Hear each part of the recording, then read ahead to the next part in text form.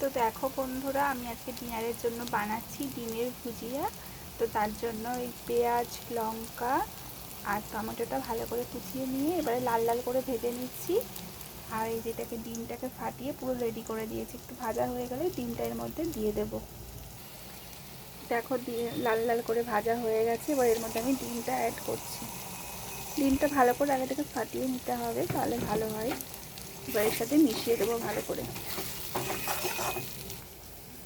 দেখো ডিমটা দিয়ে দিয়েছি আর ভালো করে নাড়াচাড়া করে নিয়েছি। পুরো ডিমটা কিন্তু গুঁড়ি গুঁড়ি গুঁড়ি গুঁড়ি হয়ে গেছে। এবার এটাকে একটু ভালো করে ফ্রাই করতে হবে। তো চলো ফ্রাই করে আমি আসছি তারপর। আর হ্যাঁ, এই ভাজাটা করার সময় কিন্তু তেলটা সামান্য পরিমাণে একটু বেশি দিতে হবে, নাহলে কিন্তু ডিমগুলো সেই একটু ফুলে ফুলে উঠবে না আর কি। দেখো আমার কিন্তু ডিমের ভুজিয়া পুরোপুরি তৈরি হয়ে গেছে। তোমরাও এটা বানিয়ে দেখতে পারো, এটা কিন্তু রুটির সাথে খেতে খুবই সুন্দর লাগে। তো চলো আবার নেক্সট ভিডিও তোমাদের সঙ্গে দেখা হবে। টাটা।